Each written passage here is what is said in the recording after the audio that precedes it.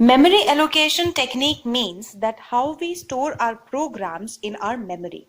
That is basically the main memory. We all know that the programs from the secondary memory have to be transferred in the main memory. Therefore, there must be a proper memory allocation technique so that we can use our memory, which is limited in size, in an efficient manner. So there are basically two types of memory allocation. First is the non-contiguous memory allocation, and you can correlate it with the arrays that you have studied in your programming languages. And the other is the non-contiguous memory allocation, which is exact opposite of the contiguous one.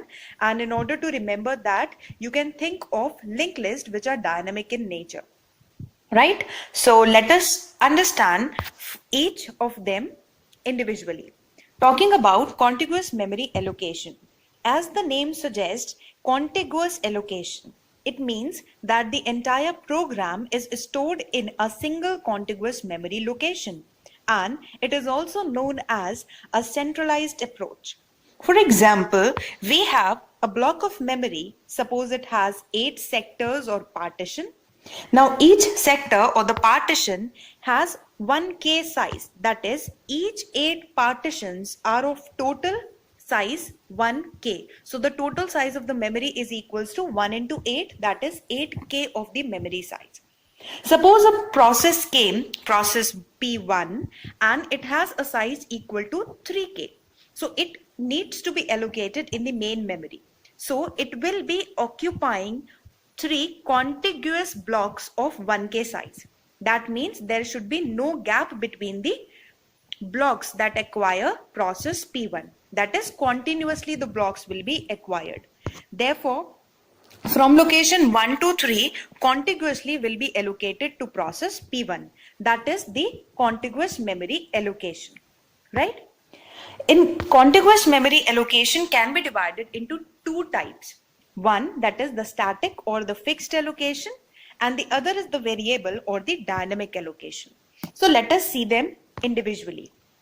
Fixed or static dynamic allocation is that all the sectors of the memory will be of same size. That is, partition 0 will also be of 1 KB, partition 1 will also be of 1 KB, and all other partitions, that is the total partitions, will be of same size.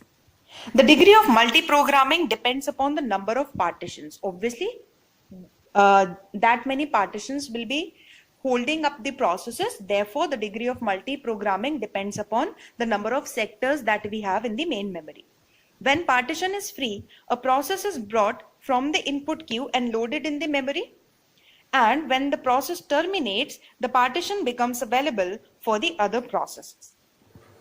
The next type of partition is the variable partition, in which the sectors are of different sizes. For example, one sector will be of 1 KB, second will be of 2 KB, and others will be of 10 KB or 20 KBs, and so on. That is, there is not uniform partitioning between the sectors. So that is the variable contiguous memory allocation. But here also the processes which will be coming will be occupying the memory locations or the partition in a continuous manner. Now the operating system have to keep a table which tracks the number of sectors in the memory that are free at a time. The processes comes and search the appropriate whole or a free memory location and get settled in it. This searching and allocating memory processes is known as a dynamic storage allocation problem. That is, the process have to come and find out a particular position to settle down without having much loss of memory. So that is the concept of dynamic storage allocation. When the process comes, it dynamically searches its position and gets settled down. Keeping in the motive, the allocation technique is something like that it allows less wastage of the memory. So that was the types of contiguous memory allocation with variable partition. Now these dynamic storage allocation problem, in which the process come and identify its position to settle down, are of several kinds. They may be the first fit, best fit, worst fit, and the next fit. In the first fit, the processes come and find out the first block in which they can be settled down. The best fit is the processors come and find out the most suitable memory location, which is almost equal to their size, and then settle down. In the worst fit, they will be finding out a partition which is large enough to store the particular process, and then they settle down.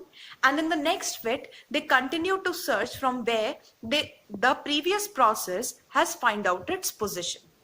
Now, in order to understand these concepts more specifically, watch the next video because that will be covering these particular fitting techniques and the numericals related to it.